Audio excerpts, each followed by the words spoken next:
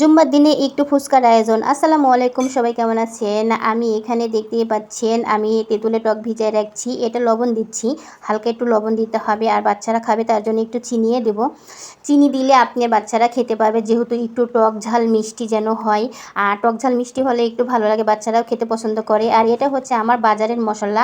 আর বাজারে কিন্তু ফুচকার মশলা পাওয়া যায়, আর বাসায়ও কিন্তু তৈরি করা যায়। অবশ্যই আমি বাসায়ও তৈরি করে রেখেছি কিছু মশলা।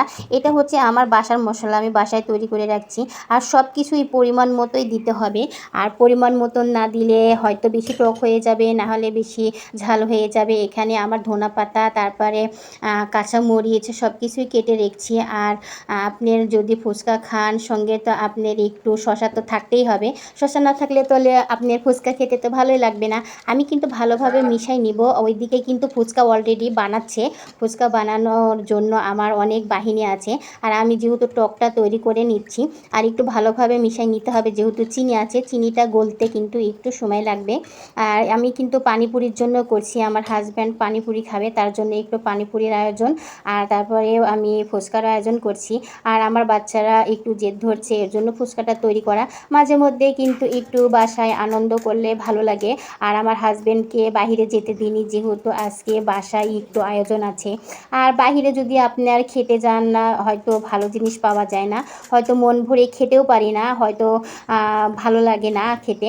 আর বাসায় যদি করেন একটু পেট ভরে খাওয়া যায়, আনন্দও করা যায়। আমি আমার ছেলের বৌমাকে সঙ্গে নিয়েছি, যেহেতু আমি একটু আলসা মানুষ, তার জন্য আমার বৌমাকে ডেকে নিয়ে আসতে, আমার বড় ভাসুরের ছেলেকে আমাকে অনেক সাহায্য করছে। আর আমার বড় ছেলে আমাকে ভিডিও করে দিচ্ছে।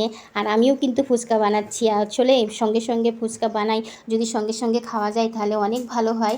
আমিও তৈরি করছি, আমার বৌমাও তৈরি করছি। আর অবশ্যই বাসায় একটা আয়োজন করলে অনেক আনন্দ হয়, ভালো লাগে।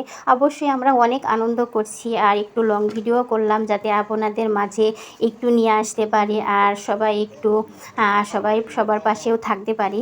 আর অবশ্য সপ্তাহে একদিন করে লং ভিডিও দিচ্ছি আমি, প্রতিদিন দিচ্ছি না, একটা সপ্তাহে লং ভিডিও। আর সবচেয়ে কি একটু বাসায় আনন্দ করবেন, আর দেখবেন অনেক ভালো লাগবে। কিছু বাসার জিনিসও ভালো লাগে, বাইরের জিনিস চাইতে বাসার জিনিস অনেক অনেক ভালো।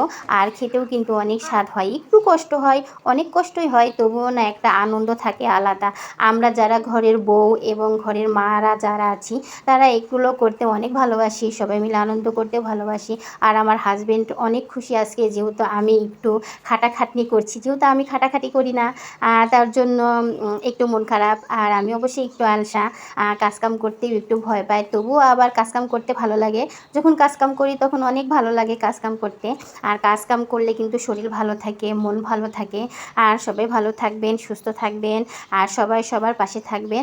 আর যদি আপনারা সবাই হিংসা করেন, হিংসা করলে চলবে না, হিংসা করলে হিংসা ব্যক্তির কিন্তু ভালো হয় না। সবাই ভালো থাকবেন, আল্লাহ হাফেজ।